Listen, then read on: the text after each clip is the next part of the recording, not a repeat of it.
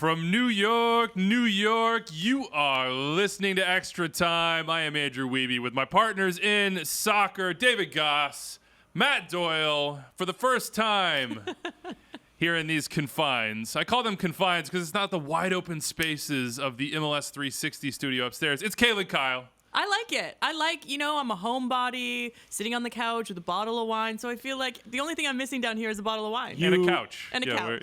The amount of work you just put in to prove you liked it means you don't. Exactly. I do like it. No, it's great down here. You're doing too much. No, seriously. I'm going to go straight back upstairs next Saturday, but I do like it here on a Monday. It's like when a guest comes in and they're like, no, at your house, maybe this happened to me recently. And they're like, no, this is going to be fine. I can make it work. That means you're high maintenance. I'm not high maintenance. I have been accused of being high maintenance recently, but no makeup for me on this show. We have a big one for you. Matchday 7 in the books. David Goss back from GA Cup. A lot to talk about. We will, of course, get to the incident at Red Bull Arena, San Jose, and the Red Bulls. We'll get to that in a second, but we'll start with some positive things on this show. Dave, take us to Bradenton, Florida. The dream, man. Living the dream. First ever GA Cup in Florida. So now I've done Texas and Florida, which is my nightmare combined. But it went okay. It was a good time. I had fun, and I'm recharged. You got a good tan. Thank you. Yeah. I didn't mention it. I was waiting for someone else to bring it great. up. No one had said it in the meetings. No one had said it. Healthy glow, yeah. Thank you. You're welcome. That was good. It's a little red close. under the eyes. It's still. I can what see. I do. I can see where the hat. I burn I can see where the and hat then was. I tan. It comes back to tan. I can see the hat was in good use. So what did you see? Tell us about the GA Cup. Who are the players that in 2 years, maybe sooner? Yeah, maybe sooner. We're going to be pointing to and saying, as you did before you went down to call it, like laundry listing dudes that stood out here. Yeah, I think Seattle has a couple of guys they'll be excited about. A lot of the USU 17s. So if you watch that, Stuart Hawkins, Chris Aquino, Taha Habrun at Columbus is what a name that is. Legit, yeah. Incredible player. Plays in central midfield. Cut Manchester United open 5-6 times with through balls that no one else could see.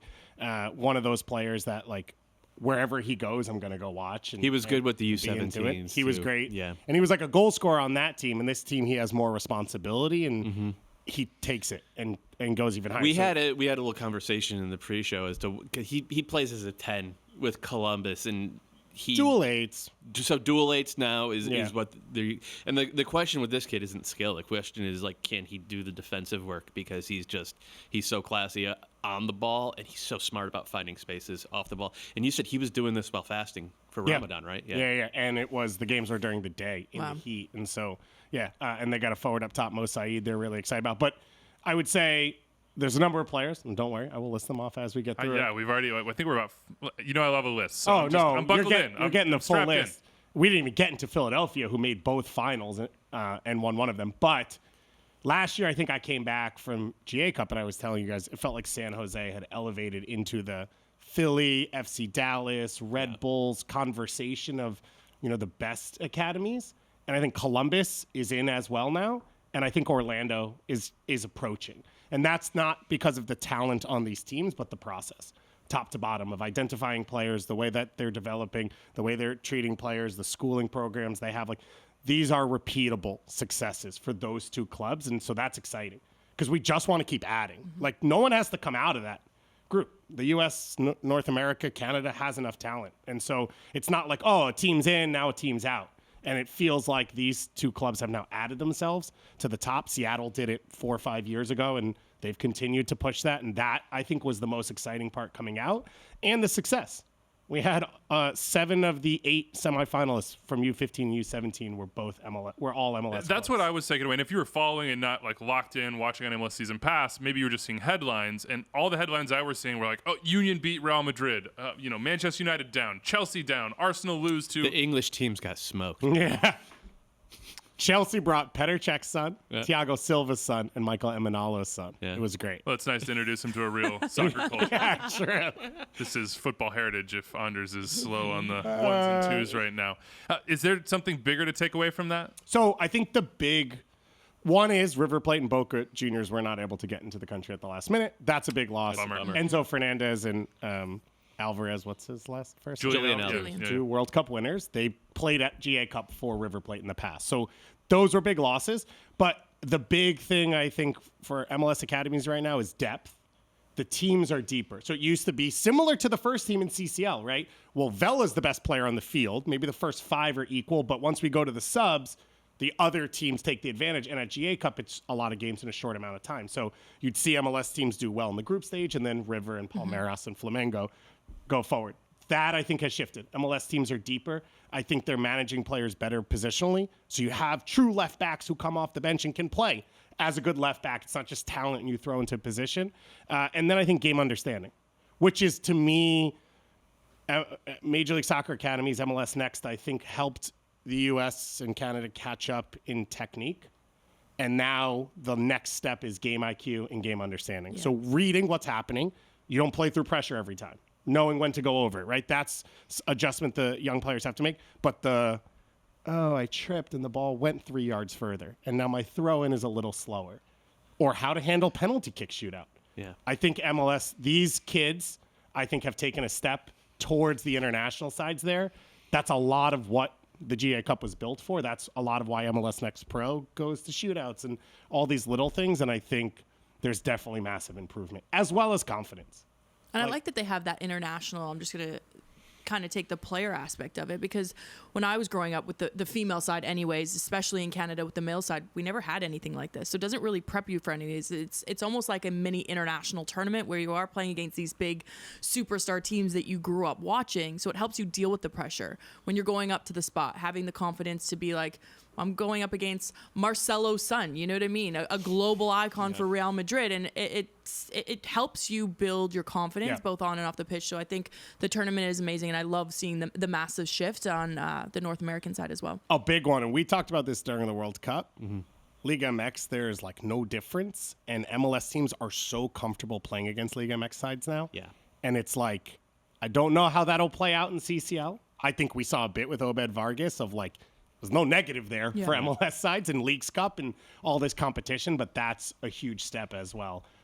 So there's a lot of positives. There's still work to be done. I think my feeling coming out every year, it's like, what's next, is extending the academies lower, so into the 13s and 12s to get the players earlier and help them develop from that roots of, where do you take your first touch? How does the ball come across your body? All of those things, which a lot of players are learning at other clubs, which are a lot of them are under the MLS Next umbrella, which is why you built it that way.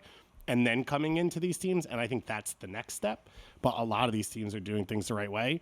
I have to give a special shout out to Wilfred Nance. I think I've already voted him Coach of the Year. You have to tell the story, though. Yeah. Watching Columbus staff just light up, knowing that what they do matters, and the connection and how much he cares of, you're not producing players so that they'll be the best college soccer player only, which all of the academies are passionate about, helping kids get to the best stage they can get to, but knowing that Wilfred Nance will play these players and it matters to him, and then getting to coach his system and like playing progressive soccer and opening the game up and having fullbacks that can go high up the field. He is a force magnifier, similar to what Oscar Pereira was, I think, for FC Dallas, as well as for Orlando, but not as much, I think, in the same way. What Lucci did, I think, in Dallas, what Jim Curtin has done in Philly. And I spent a decent amount of time with the Montreal staff as well. They're big Wilfred Nance fans also. So he's got his magic, he's got the dust everywhere, but just watching and I said it at one point, I was like, it feels like Nance has taking things up a notch, because Columbus had started working on a lot of these things. They had made improvements. I think Kelvin Jones is one of the best academy directors. Mark Nichols came in at the front level. Corey Ray as well. They obviously won MLS Next Pro in year one, but you could just see it, like the reaction from people saying, yeah, like this is the pathway, and we know Nance is the capstone we want. Well, that's what I was going to say. It's all about the pathway, right? Like when you're sort of building to reach the top level, like, and you see that it's going to happen for the guys that deserve it, that earn it, that there's no question. It's like, well, we might produce him, but he may never play for our first team. Like, it just adds a level of urgency, I think, excitement, and the passion you obviously feel from the coaches, let alone the players who are watching crew games and seeing MLS Next Pro guys, like, be not just dudes, not just like, hey, it's the 87th minute, we're winning, you're on for the last 3 minutes, here's a taste. Guys that are getting starts, that are scoring goals, that are progressing. Like, that's the magic ingredient, right? Like, if I earn it, I will get the opportunity. Can you imagine being a ball-playing center back in Columbus in an open region, or however it now works, and Columbus comes to you and they're like, we want you in our academy? You look at Philip Quinton, and you're like, yeah. Because other clubs are going to say, yeah, we want you. And then there's 3 Colombian center backs in front of you at a U.S. international. Or, oh, well, are you hard enough in the tackle? I don't know that you could play for me. Nance has the resume in, 2+ years? Yeah. Like, he played young guys. He played Waterman. He played Kamal Miller. He's pushed Quinton. He's played Morera inside. He plays Will Sands. Like, that's what you need, and I think that's going to be big for them as a club. It's also hard to find a manager that can balance both, that is a tactical genius, but then also can manage players, because really you've kind of seen maybe over the last 10 years, successful sides have a manager that is good at managing players because there's more money involved, there's more social media involved, there's more personalities involved, and I'm the global superstar, so you have to play me, you have to treat me and put me on this pedestal. So I think that's one thing too, when I see what he's done, and that was like when you told me that story about him, that everyone lights up when you talk about him, that shows me that, okay, everyone's bought into the system, but everyone's bought into his personality that's going throughout the club, which is scary to have both of those. Honestly, scary. It makes every dollar that they spent to go get him 100%. well worth it. We talked about it at the time. Like, look, there are some things outside of the cap that you can do. Atlanta did it with Lagerwey. You see Columbus doing it with Nancy. Like, this is what you do if you want to raise your level as high as possible. Last shout out, and then we're done. This has been some good GA Cup. I always enjoy the post GA Cup show where it's just like, all right, let's lock in. I know we got Matchday 7. My meter is at full level right now. But I have to give a big thank you to all the staffs. One, they're passionate about what they do. Yep. I mean, you're traveling all the time with these young players, helping them in their lives all the time. And then I couldn't do the broadcast without them. Like the downloads that I get from all the coaches, they're willing to talk to me 3 minutes before kickoff. They tell me who the PK shooters are before the game starts. Like, they're so open with me because I couldn't do it any other way. Yeah. And I think it's really exciting for me because when I do come back from this, I do feel like I have a good pulse on what's going on in a lot of the clubs. The kids are 15 and 16. You're not going to get that from them. They're all having a great time, which is great. And that's my favorite part. Did you see anybody see like the post? I watched the Real Madrid match and I was locked in on that with the Union. And when they won, it's great. Like, just what that moment means for a U15 kid that, well, you know, look, a lot of them will play college soccer. Some of them will play pro. But regardless, they'll always remember beating Real Madrid. They'll always look at like that was my teammate. That's my friend. That's this experience, a formative one that you don't take away. And can I say, I'm not just saying this because obviously I'm on set with you and I enjoy working with you, but you when want me to leave so you can be super nice? Yeah. No, I got the email that you sent me and what you want me to read out. Stick to the script here. Someone like you, when you are, because the games that I listen to, obviously, because I know you, I was tuning in, and it makes such a massive difference, not only for these players, because when they go back and watch the game and they have someone that understands the game, that it's invested in the game, that sits down with those 3 minutes before the matches and does the deep dive about these teams, where they're from, what they're good at, what they're not good at, or the littlest tiny detail, it goes such a far way. Because I remember growing up, and I keep going back about, it's not about me this, okay? But the commentators, they would be like, good pass, great shot. I'm like, what, is it from distance? Like, was it good tiki-taka build-up play down the right-hand side? So it's like a breath of fresh air that, for me, when you're seeing the players change, the dynamic change, you know, Wilfred Nancy change the perspective of Major League Soccer, so do the commentators. So, yeah, hats off to you. David is the star. Yeah. The star of every show he's on. I've always said that about him. One last thing. Best player you saw? This is not... again, I talked about the depth. This isn't a year where it feels like there's a Gio Reyna obvious, but Kevin Sullivan is that player. And so the U15s, I think, was a lot of the elite talent because you do see a lot of 17s already in the next pro sides. So some didn't come. But Kevin Sullivan, Jim Curtin last week said, if you don't know his name, you should. Quinn Sullivan's younger brother. He's 14? He's 14. Tiny kid, bleached blonde hair, swagger left and right, only left foot, and it's better than most pros both feet. Like, it doesn't even matter. He plays as a 10 for them, similar to Quinn, but more of a creator. He scored against Arsenal in the first minute of the game, had an assist later on. They beat them 4-1. Then they beat Real Madrid, and he was the best player on the field against Real Madrid's U15 squad that had multiple Spanish youth internationals. He's a star. He's a player that I think a lot of U.S. fans should know because that's the hope, is he can do stuff.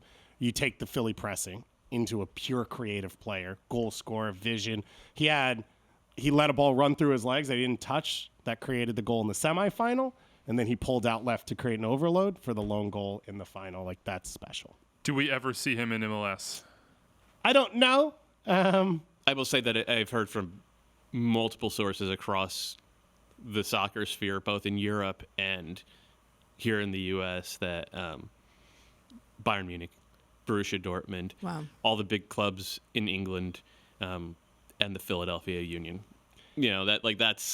those are the options. And it would amaze you. You go stand at a field and watch the game, and there are more scouts from those clubs than college coaches now at this tournament.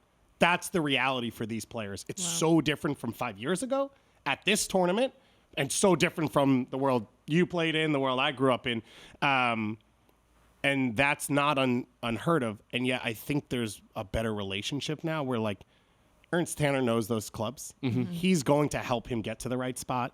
I think there could be a connection financially afterwards. Even, like, it feels like a lot of this, because now it's being done so often, is above board and correct for the players, versus in the last 10 years, there's a lot of, like, he disappeared from an academy. Now he's on a second division Finnish team. Now it doesn't really make sense. Now he's in USL. Now I'm talking about Tyler Pasher, unfortunately, very specifically right now. But yeah, it didn't work out. And I think this makes a lot of sense. And obviously the system he plays in Philly, he has German coaches around as well. But shout out to Henry Apollo, who won the whole thing. And I think the European coaches and scouts that are coming over is because they can see the success of American, Canadian players. They don't even come over, by the way. They live here. Yeah. Like, full-time. Yeah. Every of these clubs, they have full-time scouts that live in North America. Yeah, which shout out Canada. Can't forget us, all right? Well, it'd be nice if they put it together at an academy level and challenge, but the talent is definitely there. Yeah. Anyways. This has been Prime Extra Time. Let's see, 15, 20 minutes on GA Cup, and we Shout out could ATX, Austin keep FC, going. We could just keep going with this one. Look, the coverage was amazing. Props to all the kids, the coaches, everybody who organized commentators. This. Good Lord. The Sorry, amount of games and logistics it takes to pull that off is really incredible. But this is just the beginning, too, and that's what's exciting. To get this little update every year and to know that, like, the growth curve is just starting to trend upwards, and we don't know where it's going to go. But it's exciting to see. Now, Matchday 7, let's get to it. Kaylin, start with you. The best thing you saw in MLS Matchday 7 is? Raul Ruidiaz coming off the bench and basically saying, he did it in a respectful way. I'm just making up a story to try to throw it out on social media right now. But the fact that he came off the bench after not starting, because you have Jordan Morris leading the front line, you had Leo Chu out on the wing that deservedly got the start. Now, Brian Schmetzer had a huge task on his hand. Do I go with what's worked the last 2 games while I had injuries, while I had players gone on international duty, or do I go back to what was working for the first 4 weeks of the season with my big superstar players? He kept with his same lineup as match day 6. And I just loved it. He came on, scored the goal, and didn't celebrate. Just picked up the ball. And I know, as a player, in the back of your mind, you're thinking, don't ever take me out of your starting 11 ever again. And Jordan Morris said, you know what, I'll go back on the wing, no problem whatsoever. So, I mean, great problems to have, champagne problems to have at Seattle Sounders right now. I mean, any of those players, you'd be lucky to have them on your team. But what Brian's done extremely well, it's another manager. He's a good man manager. He knows how to manage players. And I think that's why all of us were thinking, okay, Jordan Morris in match day 6 or match day 7, would probably start back in his regular position out wide, just so he wouldn't maybe ruffle any feathers. And he stuck to with what was working, which I'm like, hats off to you. But he has everyone on that team that just respects what their role is on any given week. And yeah, I love it. So I just have to say, as someone who has both Ruidiaz and Morris on my Golden Boot team, I can commiserate with what Brian's going through. It's tough. No, and me and Brian. When you have both. And we've been texting because we're in a similar situation. So we're talking about it. How do we get through this? How do we manage them? And yeah, I understand the pain there, but in the end, you're just going to get goals. Anybody see the Schmetzer? They put the video out, the Sounders did, of Schmetzer's post-game. They called it a speech, but it's almost like, I don't know how to describe it. Like, he has his checklist. He reads off his little notes. Yeah, he's like going through his checklist, and he's like, hey, the best is when it's on the road, because he reads the notes, and he goes, jingle bells, and then like walks away. You could just feel sort of the depth of relationships within the locker room and sort of the understanding. Yeah. The way he described it was like, you know, and I think it was on Atencio, and Josh Atencio had his first goal in MLS, an absolute banger. Hit it, and it stayed hit, man. Ridiculous. Week of GA Cup, he knew he had to step up. It's a little like reminiscent of, remember Danny Leyva had his first goal, and it got taken off, but it was similarly like a crazy golazo. But the way he talked about it was like, does Atencio want to play? Is he good enough? Yes, he'll get his opportunities. But the best thing about our team is that there are like 30 guys, and it's all about the group for all of them. Crazy. It's not an individual culture that we're building. And when you can get that out of the guys that they have on this roster, and those guys are willing to integrate the younger guys and to give opportunity while also saying, hey, like you don't see it often. I'm going to be back there. I'm going to get my spot back. Like that is incredible. But it's because of Brian, though. I mean, what was it? I think it was 2 match days ago. They're on the plane back, and the players were on the microphone in the plane saying, congratulations on your 100 wins. Mm-hmm. Come give us a speech. And it took him probably 25 minutes to walk from the back of the plane to the front. And his speech was, thank you. Grabbed the ball and went back and sat down. Like, for me, it's like, it's not about him. It's not about any individual player on this team. It's about a collective whole, which I love it. It's scary. It's a scary, scary problem to have. If you're a team going up against Seattle Sounders right now, you're thinking, oh, God, I don't want them next week. Yes, as Anders just mentioned in my ears, a proper club. Proper football club. Yeah. Exactly. Playing proper football this year. I'm going to segue it. Yeah, there you go. What's the best thing you saw? Yeah, look, the Sounders are playing, I think, more attractive soccer than we've ever seen out of them in the past, which is not to say they didn't play attractive soccer in the past, but the way they're using the ball, they've really leaned into the ideas of positional play and creating overloads. Their spacing is better. They're not relying on They're not relying on Ladero to drop back and recycle everything. They have better patterns of play to get the ball to him in the half space. I mean, that's how they tore St. Louis apart in the second half, was getting Ladero on the ball in the half spaces between the St. Louis center backs and central midfield. They're playing beautiful soccer. They won 3-0. New England's playing beautiful soccer now that they're healthy again. They won 4-0. Houston is playing beautiful soccer. They're not as effective in attack from open play as the two teams I mentioned, but they really played really nice soccer now. They won 3-0. We all talked about Columbus and Wilfred Nancy. They play, for my money, the best soccer in the league. They won 2-0. I mean, even San Jose, they didn't win, right? But this is a team that wants to use the ball. They went to Harrison against the Red Bulls team that makes it very, very difficult to use the ball. They got a very good 1-1 draw, and we saw 3 weeks ago they tried to do that against St. Louis, and they got absolutely shredded. 3-0. I might be forgetting, but LAFC. That's who I was forgetting. LAFC doing LAFC stuff. 3-0 over Austin. This weekend, this match day, was the first time all year where it looked like teams were really starting to click in possession with the ball, being able to use a Greg Berhalterism, disorganize opponents with the ball. Yeah. The first month of the season had been choppier, more defensive, more about being solid defensively for almost everybody in this league. And the result was the lowest scoring month of the season that we've had for years. So it was nice to see teams rediscover their chemistry and start to be able to use possession as more than just a tempo-setting tactic, but actually to create chance after chance after chance and eventually goal after goal. And also shout out to Atlanta, because they went to the Bronx and they played, on the infield there. And even in that situation against a very good pressing club in NYCFC, Atlanta were able to use the ball really, really well before the red card. So I'm not sure that the Rapids fall into this beautiful play thing that you're talking about. But you're going to take a victory lap anyway. I want to talk to you about something, a little something I call the Rapids way. Should I just see myself out for the next 5 minutes? No. I think probably better, just listen, just take it all in. I just hate when you're right. It's so annoying. I try to tell you, Robin Fraser was building something. Now, I don't know that winning on the road in Kansas City, who are one of 2 winless teams in MLS, is exactly the, glowing, we've arrived, we're officially a good team, this is a playoff team sort of statement. But it's just another notch along the way. Diego Rubio back, gets a goal. They don't give anything up. They make the game choppy right now because it's advantage Rapids when it is choppy. 17 fouls, I think, against Kansas City. Kansas City could not find a way through sort of the 5-man wall that Robin has built with those 2 deep-lying midfielders and the center backs. And you find transition opportunities. You're threatening off set pieces. Good job, Robin. I'm vindicated.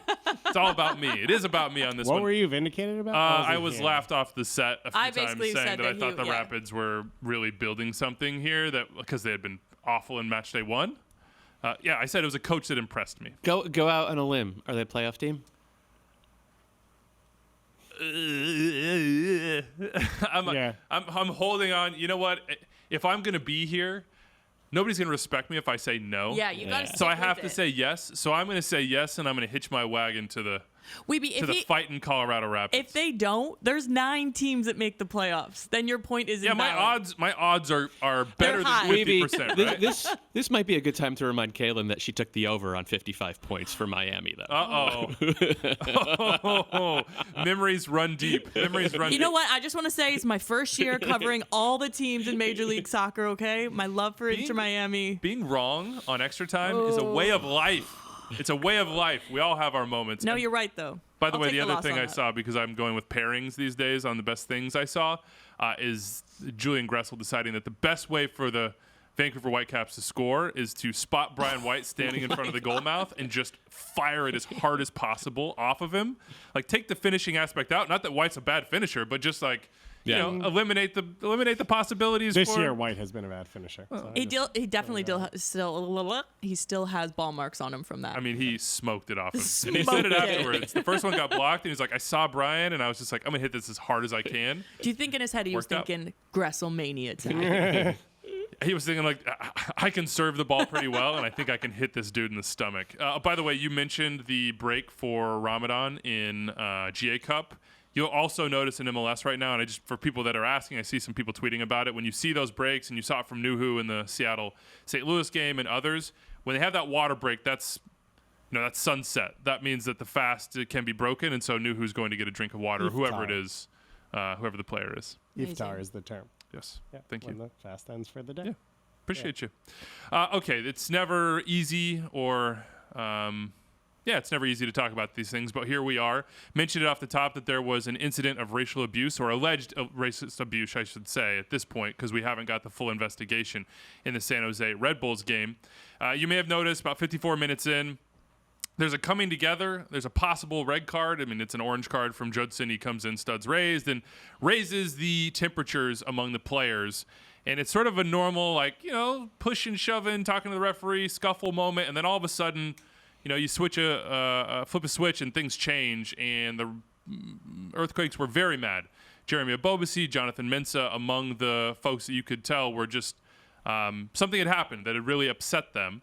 We learned afterwards, and there was a long stoppage via a statement from Major League Soccer as well as the comments from the Earthquakes and both teams afterwards, that there was an alleged incident of racial abuse. I want to read the MLS statement right here just so that you've heard it. Quote, Major League Soccer is aware of an incident wherein a New York Red Bulls player is alleged to have used language that violates league policy during the 54th minute of the Red Bulls San Jose Earthquakes match tonight. MLS has zero tolerance for abusive and offensive language and takes these allegations seriously. An investigation into this matter will begin promptly.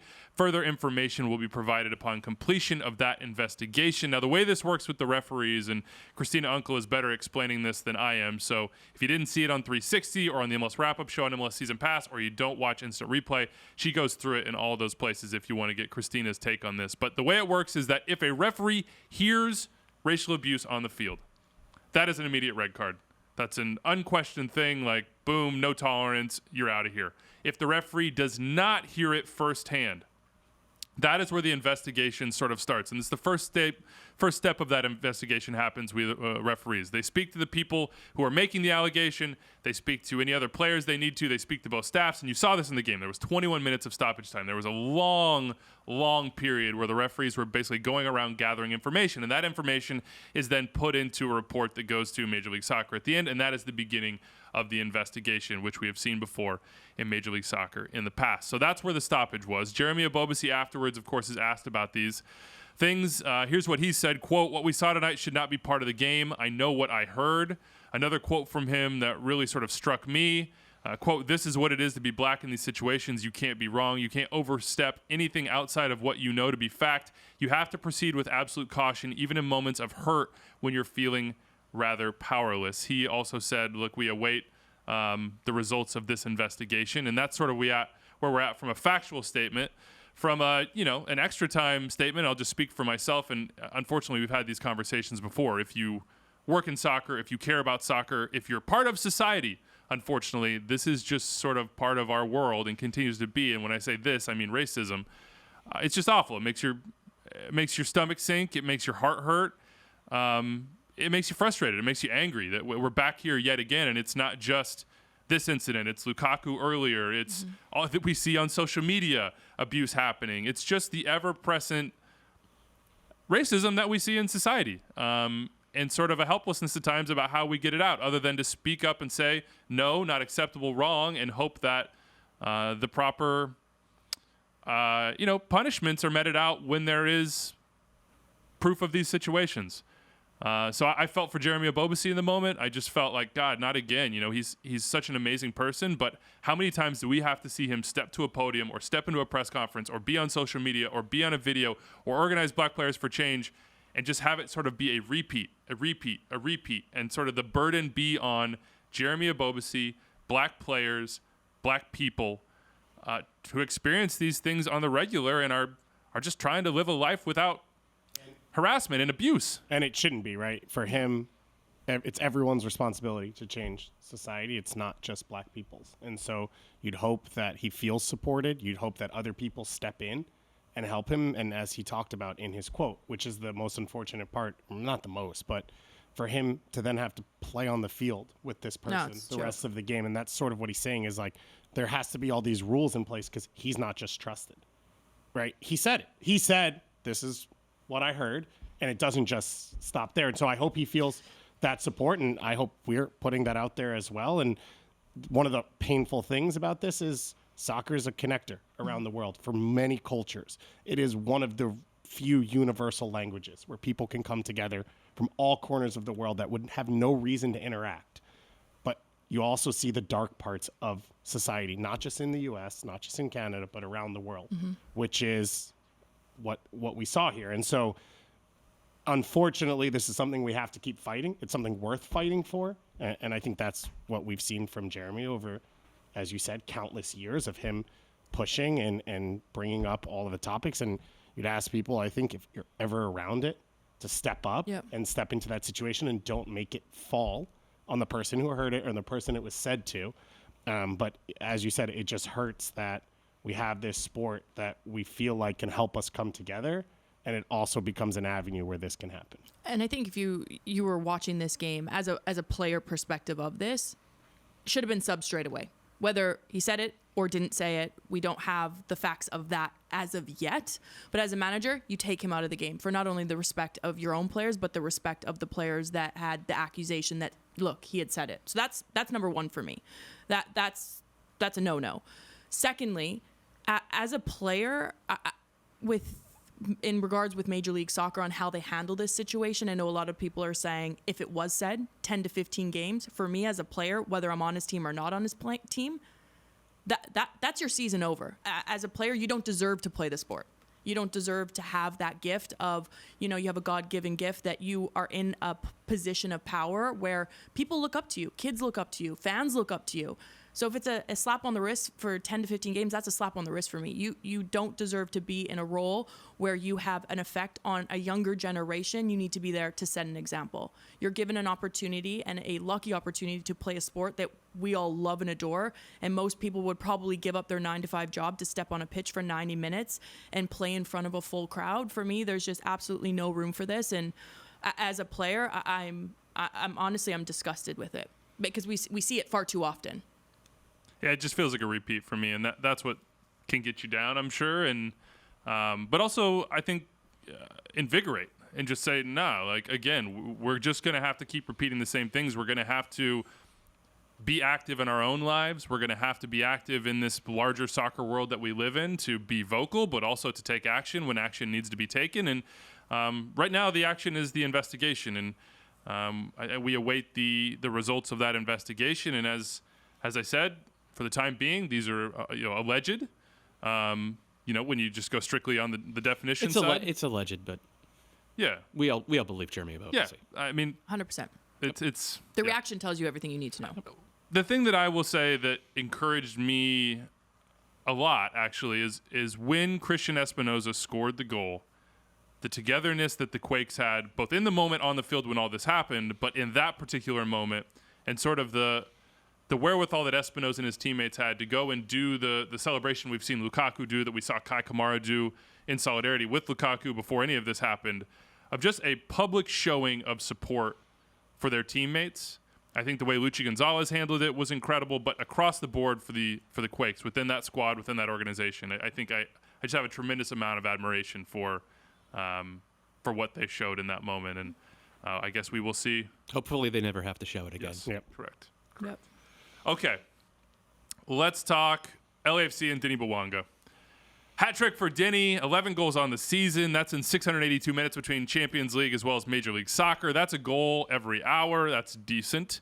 Quote, it's a magical moment because it's not given to everyone, Denis Bouanga said, because he had never scored a hat trick before this season. Literally, as a professional, had never scored a hat trick. This season he has 2. Alense in the Champions League, and now obviously against Austin. That is a good $5 million spent, and Steve Cherundolo had this to say afterwards. If you thought that this was scary, there's still room for improvement, says Cherundolo. If we could teach Denny how to set up goals more often a little better, then he's hands down the best player He means in like the assists league. for other players. Yes. Because I don't think he needs to set himself up. Right. I think he's Ball Assist- over the top, assist yes, for other behind the back players. line. That is scary, Doyle, because right now, I mean, we talked a lot about Almada, Yeah. who's still sort of occupying that space, perhaps a little bit more quietly because the Galazos aren't coming, but he's still creating goals. Yep. I mean, Denis Bouanga right now is an epic heater. He is. He's on a heater, and it's funny because he came last year and he got a little stick from LAFC fans because he came out the gates. He didn't score in his first 5 games. He only had 1 goal in the regular season. Then he only had he had 2 goals against the Galaxy in the playoffs. That was it, though. He scored in 2 of his first 11 appearances. He got stick from LAFC fans? He did. Only? Well, I mean, what? He got stick I'm from just Galaxy saying. fans. And I would never. Yeah, I'm just saying there was stick being given on this show as well. This is like not yeah, really, this is because like the point. Welcome back, The point was David. that the underlying numbers were always there, right? Over the course of his 10-12 games last season, he underperformed in front of goal more than anything that American Soccer Analysis has in their database over like a 600-minute sample size. But the underlying numbers were there, and this is the message of it. You trust those underlying numbers. Now, he is overperforming his goals this year, right? His expected goals this year. The first goal he had like a banger from outside the box. You know, like those are not repeatable in terms of like he's not going to score those every third week. But what he does so well is he gets like the last goal, he gets into position for one-touch finishes in the box. His box arrival is so good. Like this is the message. If you find guys who are good at that, you trust them to eventually be in position to put the ball in the back of the net. Everybody goes through slumps in front of goal. The most important thing is guys who you can rely upon to be there repeatedly. It's like the Brian White thing, right? Like we had fun with Brian White. He's got 4 goals in his last 7 games because he knows where goals come from. Guys like Kevin Cabral standing on the goal line. Yeah, it's perfect. Right. guys like Kevin Cabral are outliers. Right, Christian Coleman was another one who was always in the right spot for Dallas and always found a way. Legend. But those it's like 2 out of every 100 players who are that good at getting him into position don't eventually figure out how to score. And Bouanga, his ability to come in from the wing and constantly be a target in the box, it's elite. The goals were always going to come, and now you're getting bonus goals on top of it because his ability to crack bangers from basically everywhere. I think the scariest part for me with him is he can do it all. He can score screamers outside the 18. He can go 1v1. He's good on the dribble. He's powerful to get behind the back 4. He's good at poaching. He's good on set pieces. That's a very dangerous tool to have. So I know Trundolo's like, I want him to have more assists. I mean, you can't ask much more of him. I mean, it's a different role than obviously that tell he's playing. Trundolo to get a real center forward. Yeah, he might have more get a real assists. number 9. No, but I just that's for me is the most dangerous part of his game. Is he's not when you go if you're a manager or if you're another team going and you're thinking, okay, how do we contain this LAFC side? And you're going to look at video clips of him. You're like, okay, well, we need about 4 players to basically track him because he's good at everything. He's good at everything that he does. And just at the confidence you can see now when he's scoring goals, he's got all the confidence in the world. He knows I could hit this with my toenail and it's going into the back of the net, which is the best problem to have as a striker. But here's the comp, which is Vela, right? And Vela First year in MLS, 13 assists. The year he scored 34 goals. Coming off Joseph's year, he had 15 assists. And that was when it was like, this is a better season because of what he did. And I think part of that, which I think Trundle is getting at here, is now you've got the gravity. Anytime Bouanga's on the ball, 3 guys are going to come near him, right? You can't give him space on the top of the 18. You can't leave him alone to come off the wing, right? You have to track him defensively from that on. Vela was able to weaponize that and turn that into being a creator and a goal scorer. I think they're different players. Yeah, I was going to say the comp is Rossi. But you said they didn't have a center forward. Vela had 13 assists. They started Marco Arena for like half that year. So anyone can do it. The beauty is that they don't have a center forward right now, right? And that's kind of what makes them difficult, and what makes it difficult to stay with Bouanga is because here comes Opoku making all sorts of runs through your central areas. Carlos Vela's tucking inside. You have to pay attention to him. He might come in as a false 9. Let both those guys run off him. So you need a non-traditional false 9, maybe a Bobby Firmino type of DP. Could be decent. I'm just saying it makes it very hard to track St. Louis fans just stood up. these three attackers for LAFC. And then you have Tillman sort of getting the benefits of that behind them as well. I mean, all of a sudden you're occupied with the front 3. Here's Tillman coming in as a late runner too. I mean, it's difficult to stop right now. And it makes me think about what Garth Lagerwey said recently when he signed Giacomakis, which is, this is how I do DPs. This is how, and you look around the league, what succeeds. Laderos, Rui Diaz's, Bouanga's 27 when he comes to Major League Soccer. Yeah. He's an established product that they looked at and said, okay, you have Ligue 1 like goal scoring experiences. It never exploded like this, by the way. I think his biggest season was 16 goals, and most of them are like 9, 11 goals. But we see more in you. Like, that's where, like, okay, I can start to see, like, maybe spending all your money on the Thiago Almadas of the world, while fun, is extremely risky. And every team needs to have they're 25 to 27, entering their prime, proven commodity. It's harder said, easier said than I actually done. wrote this column last year before the Sounders played in the CCL final. Like, Garth has a very clear philosophy of, like, for where you spend your DPs. Like, the first one is your number 10, and you want to get a 26, 27-year-old who has had success on 2 continents, who has at least tasted it on 2 continents. And that is literally Nico Ladero. The Boca Juniors, and then Ajax. He wasn't super successful in Ajax, but he was at least around that. And he becomes available, and it's like, all right, this is a guy who's shown the ability to adjust to the game in a different environment, in a different tactical approach. And then you look at, Maxi Morales is kind of the same way. Alejandro Pozuelo was kind of the same way. He wasn't 2 continents, it was 2 different countries with Pozuelo. And suddenly you look at the list of MVPs over the past. Driussi, Hani Mukhtar fits this, maybe not perfectly, but different pretty cultures. Close, yeah. So it's very clear, and I think MLS teams have done a good job of learning from that. And the nice thing about the U22 initiative is that you could do that with your DPs now. And still get your swings. There you go.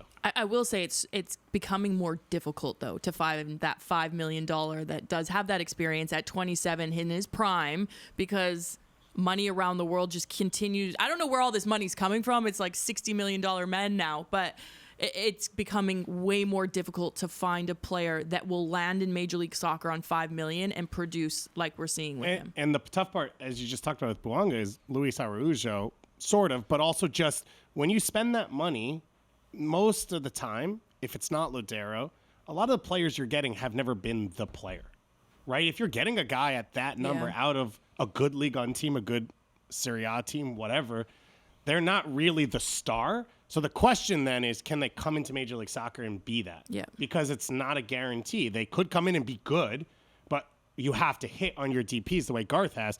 Otherwise, you're going to be the middle. Rodolfo Pizarro. Yeah. He's a good soccer player. No question about it. Is he a DP? No, and that's one of the things that Inter Miami's struggling with is he can't elevate the game. They got all their DPs wrong in the first year. Let's be honest. Let's be honest. Yeah, But this is also that's what it goes batting 100. You're reducing your risk on it as well. So the way it reduces your risk, which I like, is it keeps you in a market where if it doesn't work, you can flip them back, right? So let's just say Denis Bouanga didn't work out. A Ligue 1 team would take him. Maybe you lose a little bit. And I think, the Galaxy tried this with Roman Alessandrini. That was 8-9 years ago. But that was the thought, was guys in their prime that are on the edge of some of the lower big teams in Europe or starting on some of the lower teams in first divisions, but you have to make sure it's someone who can take the responsibility of being a star. And that's where I like that Bouanga played with Gabon and gives you a little bit of like he was a star for a team, understands that responsibility versus just being a piece in a great academy through to a first team. And can we just say LAFC is not a hard sell. Let's just be completely honest. I mean, if you're thinking, do you want to come to... I'm going to throw my foot in my mouth here, so I'm not going to, say another team. But let's just say, I think we'd all probably choose to go to LA and play football. And it's there. not just about, by the way, it's New not York. just We'll about keep you LA. in New York. I'm just saying there's some major what am I supposed cities to get here. in my car and drive places? It's Carlos Vela. It is. All right, Ricky Pooch. It's their ability Settle to down. build a project. It's Steve Cherundolo. There's a lot of things that go into this. And the comparison with them in Austin, I think you have to make. Driussi is this guy. Like, he is the exact definition of the player that we're talking about. But what LAFC has done is their U22 spots are all being used on players that are big contributors.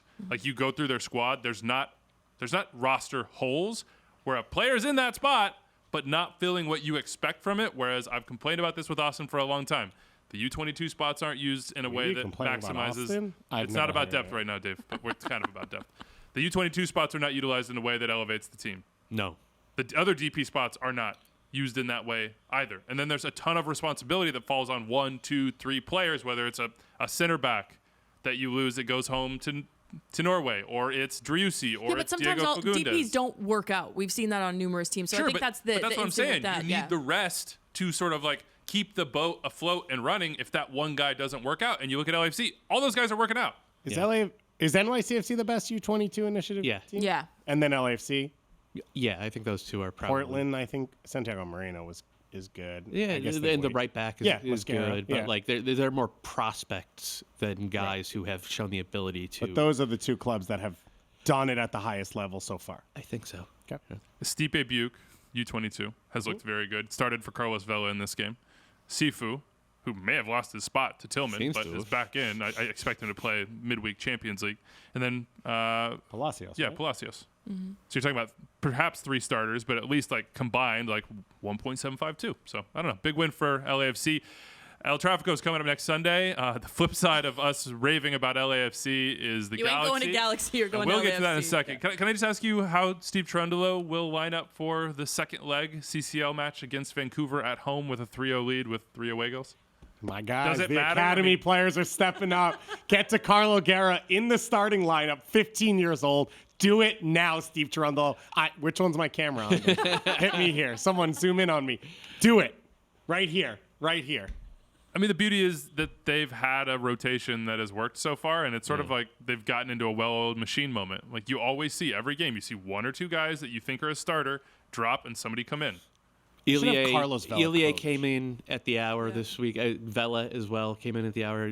Cherundolo has been good about using all 5 subs, so there's not heavy legs out there. I think we'll see a normal rotated lineup.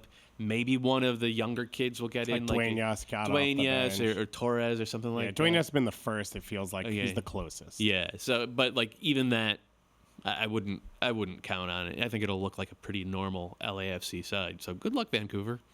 We will see what happens in that one and how much Vancouver puts into it. By the way, they had a 1-0 win against Portland. We've referenced the break. They've played well, by the way. They have played pass better situation. than their record indicates at this point. They're not going to do anything against LAFC. Like maybe they'll claw out a But 1-1 or something. The first leg was frustrating. Yeah. Because as you said, they've played well. They haven't given up a ton of chances. Yeah. They should have been alive in this second leg to at least put pressure on LAFC, make them play starter, make Do it you a think game. they fell and asleep that because of was the frustrating. 5-0 win against Montreal? I just think they're not. as If that's good. what causes you to fall asleep, then you are already asleep. That's hitting snooze at best. You know, I made the Brian White point, and like Brian White's good, and we're talking about a 12-goal scorer finding his form, as opposed to like with Bouanga, we're talking about like a league Yeah. MVP. So there's just a different quality teams. differential, you know. All right, let's talk the Galaxy and their quote-unquote brand. Before we get there, we've heaped a lot of praise on the Dynamo so far this season. I just want to read this Ben Olsen quote to cover the Dynamo side here. 3 more points at home, said Benny. That's the most important thing. It's been something we continue to harp on and continue to understand that that's going to be a real part of this culture shift and taking care of this building, not only now, but as it gets a little hotter as well. So Benny already referencing the heat that comes in Houston. Kalen's favorite stadium. Sorry, Houston. You know what? I loved my time there. You had great barbecue, great food.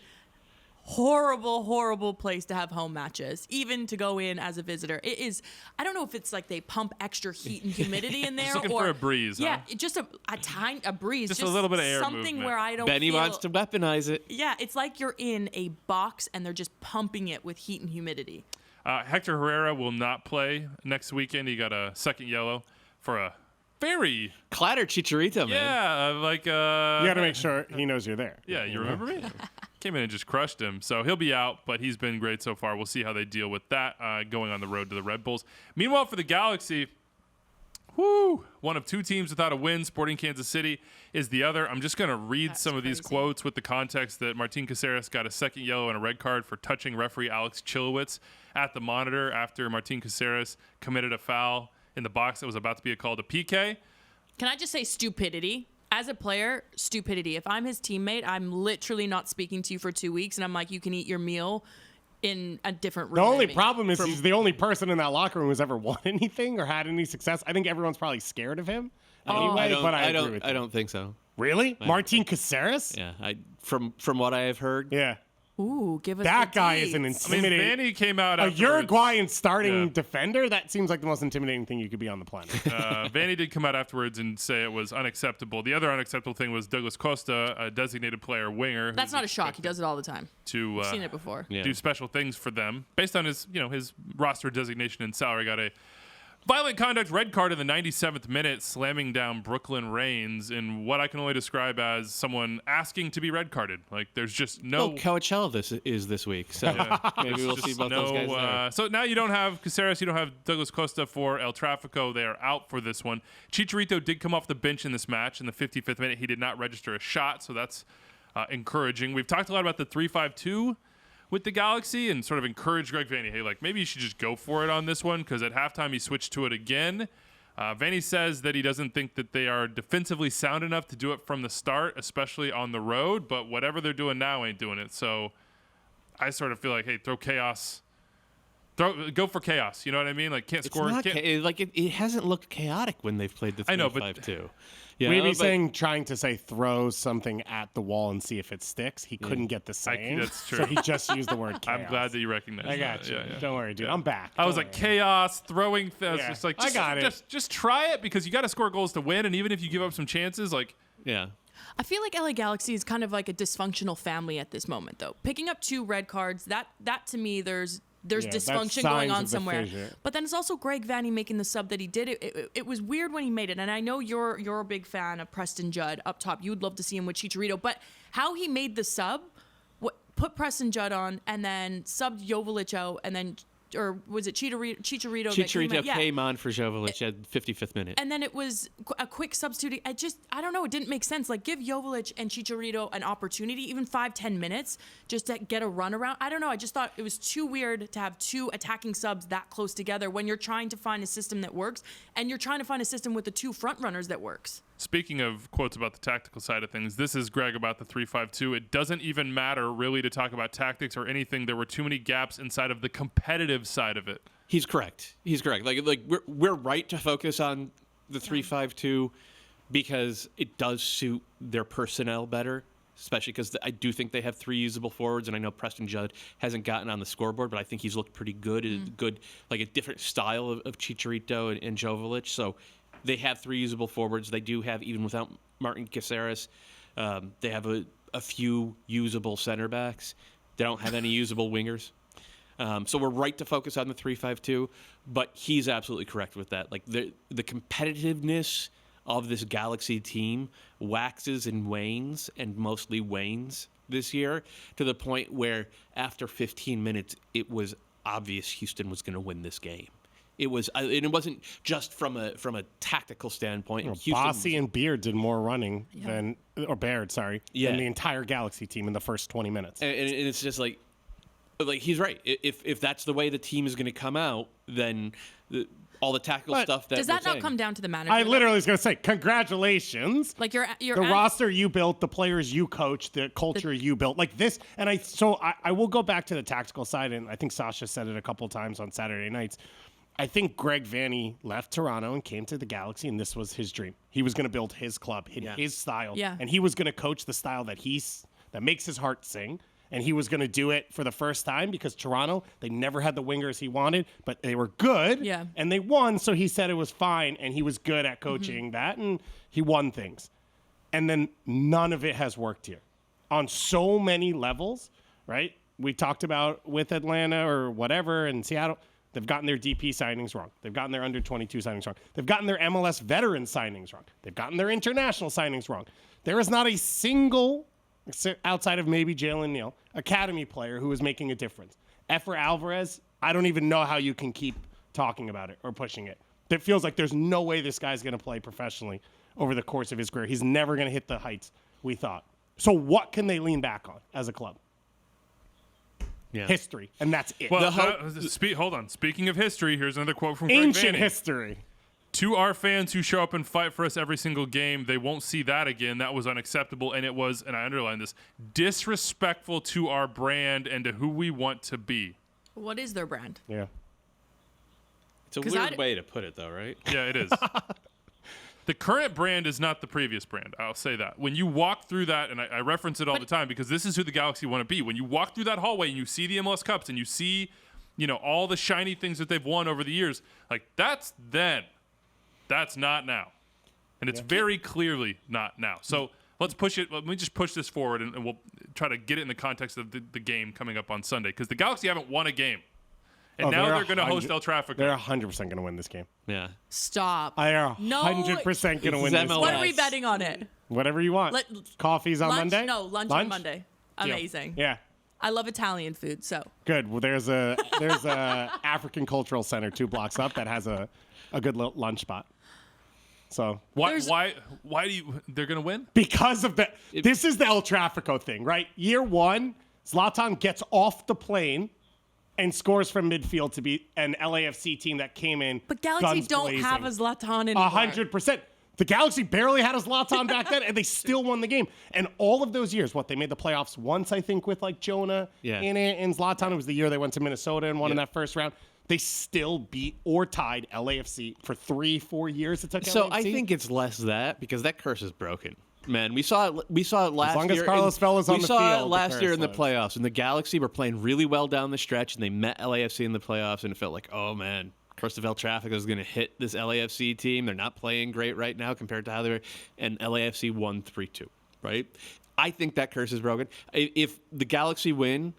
You're right. It kind of feels like they will. 100% it's because MLS is MLS. Don't jump to that side. League in the world. Well, just to all right, get prepped who are you for going this, with then? Are you going I'm Galaxy? still picking LAFC. Just to get prepped for good. this, I brought up that first El Trafico starting lineup. Ola Kamara up top, because he was going to play winger for Zlatan. Do not disrespect Ima Boateng, Du Bois, Chris Pontius on the right side, where Chris did a show with us, where he was like, I had no athleticism anymore, and I could barely play.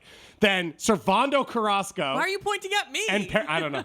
Perry Kitchen in midfield. Kevin. That's where we're at. Ashley Cole starting at left. He wasn't Kevin yet. Yeah, well, it may have been that day. Yeah, Ashley Cole starting at left back. Rolf Fletcher. Fletcher. No, Felcher. Swedish Venezuelan international. We love that. Swiss Venezuelan. No, I think it was Swedish. No, it was Swiss. Okay. Yeah. All right, whatever it was. He was so good looking, it was memorable. Yeah. David Bingham in goal. Jorgen Skelvik starting at center back. That's a good throwback. And then Daniel Steres had either an own goal, a red card, or both.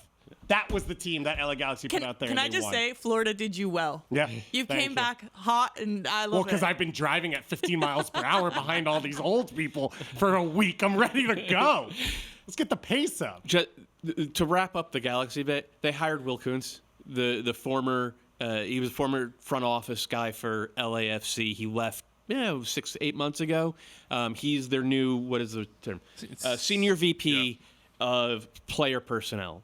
And the hope amongst Galaxy fans is that he will be able to take over from those responsibilities, like roster building responsibilities, from Chris Klein and Jovan Karofsky, who have essentially had those responsibilities since Bruce Arena left 7 years ago, and have just failed at it repeatedly.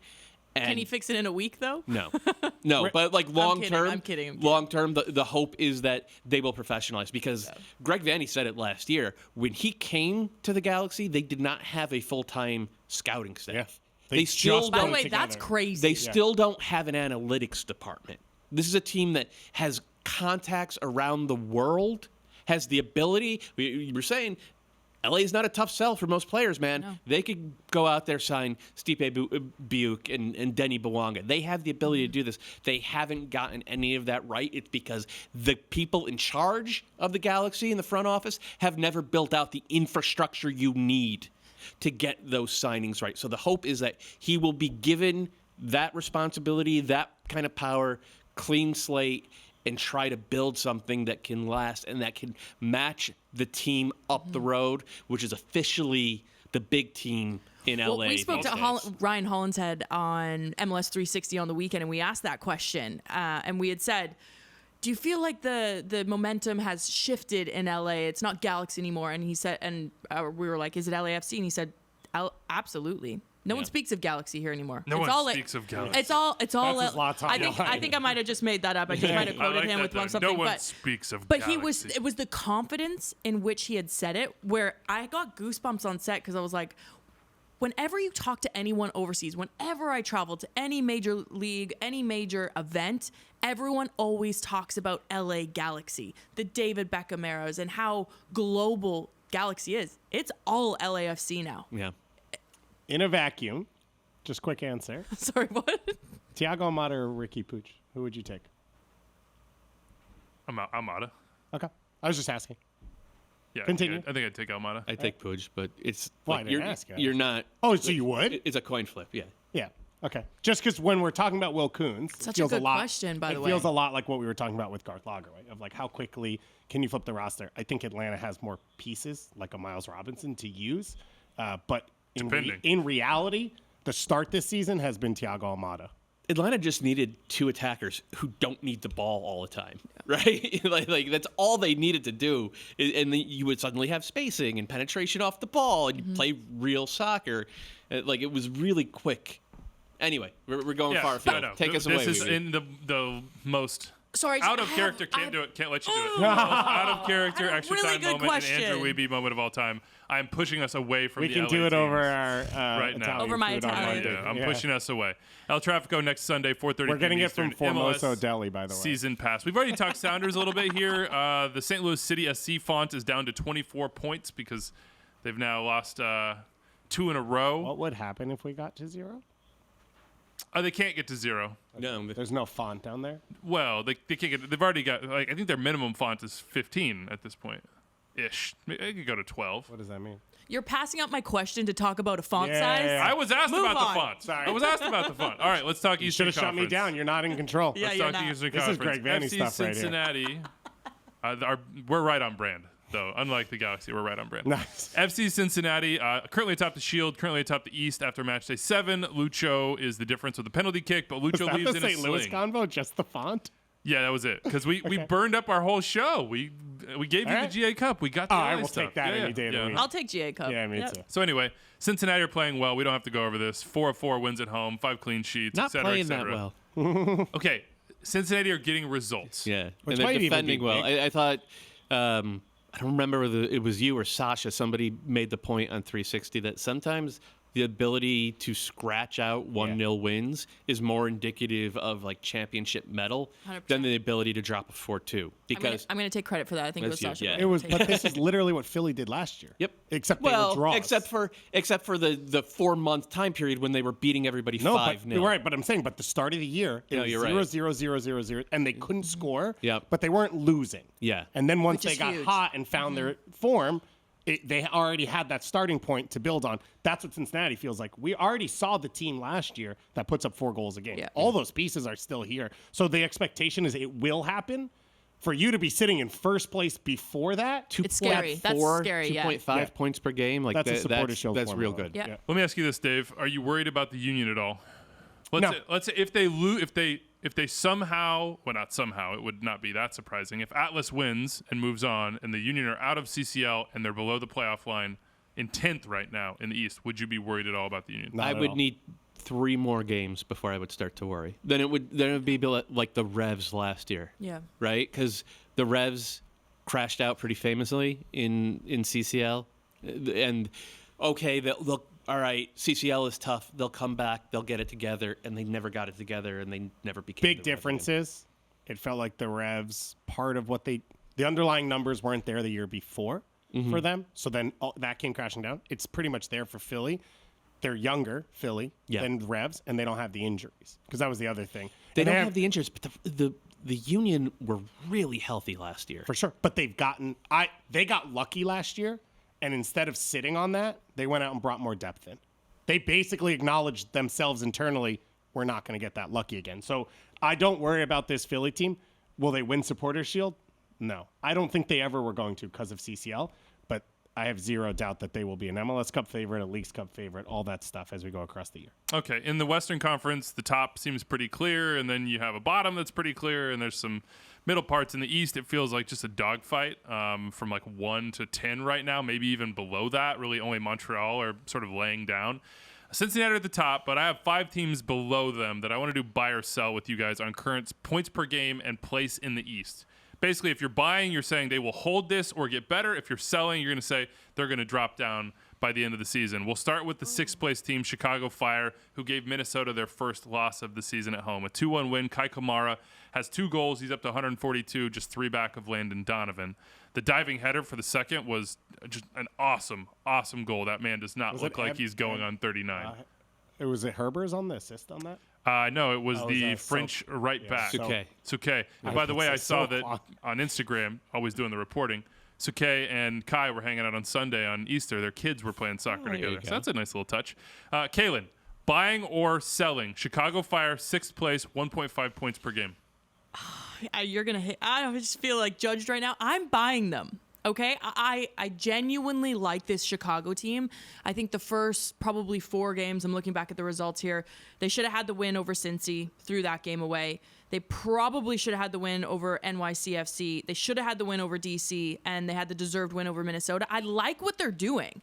They look like a different team. They have more fight, and they are playing an attractive style of football. I think Kai Kamara, the signing, he's done a fantastic job. I think that'll be the difference maker.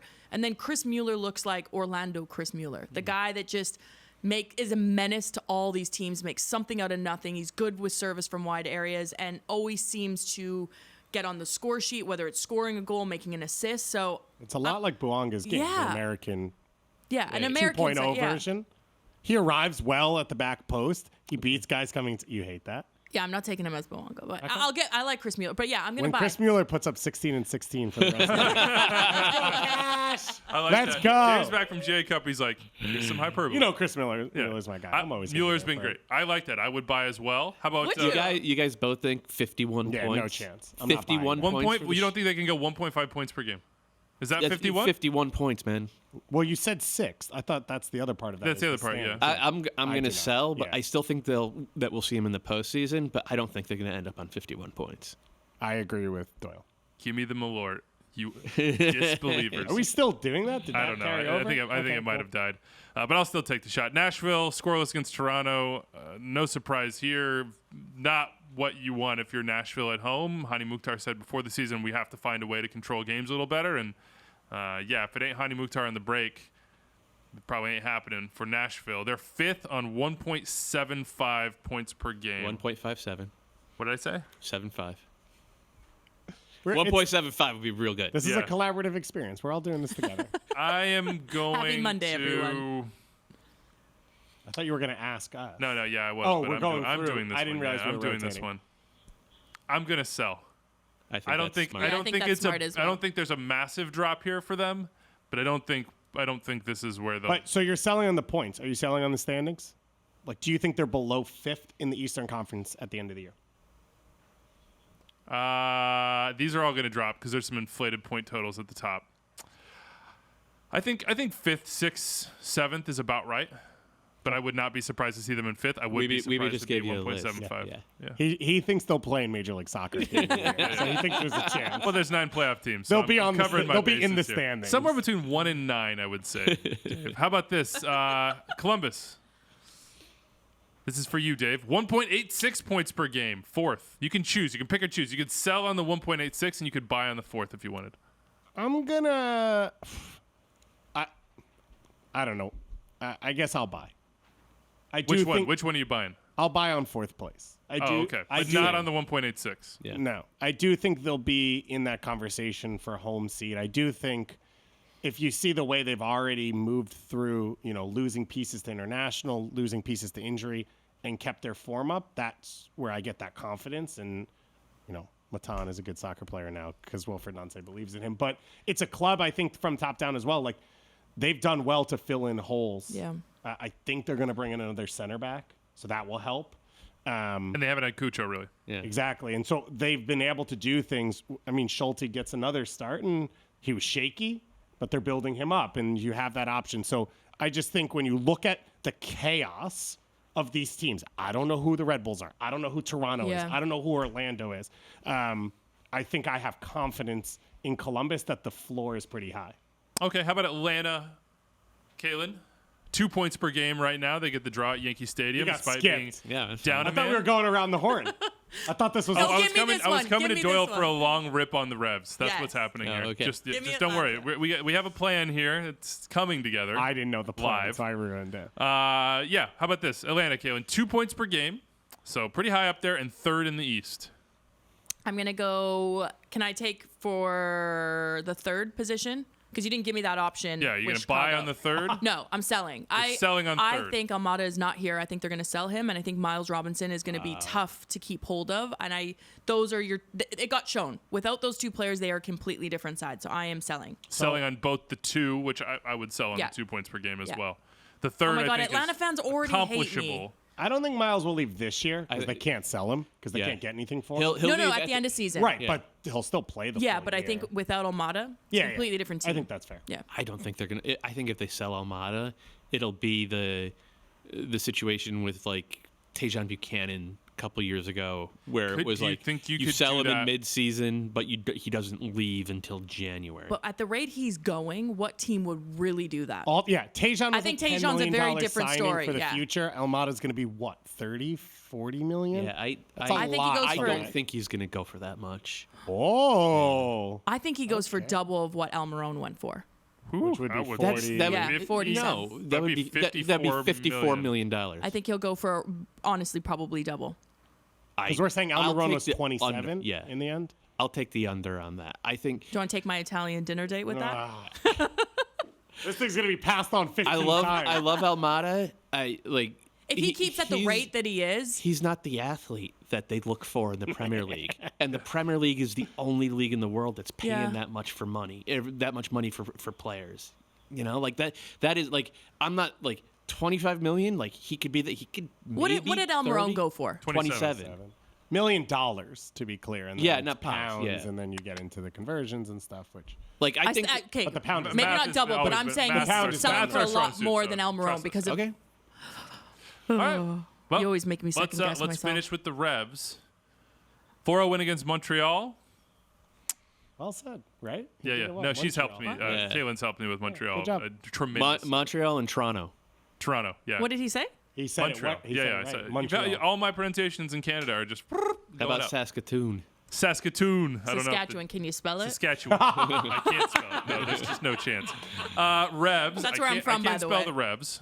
2.29 points per game, Doyle. Second Sell. place. So there's a bunch of inflated point totals that are easy to sell on right now. Yeah. But what about the place? What have I'll you sell seen on so that as well. Not because I don't think the Revs. I think the Revs are really good. It wouldn't shock me at all if they won the East. It's just there's more optionality by thinking they can You're a finish financial third or analyst. They're fourth. just trying Right. to keep you safe. Yeah. David, it's my fiduciary. I don't even Diversify. know what that means. It means you're obligated to. I understand. I think Sorry. I think that the Revs are really, really good. It wouldn't shock me if they made a run at the Shield. They're not going to do it at 2.29 points per game, but I also think Atlanta and Columbus are really, really good as well. And one of those two teams hopping the Revs in the standings is entirely possible. So sell, but I'm not dying to get off of this stock, so to speak. Does that make sense? It was a tough game. I'm not going to lie, Andrew.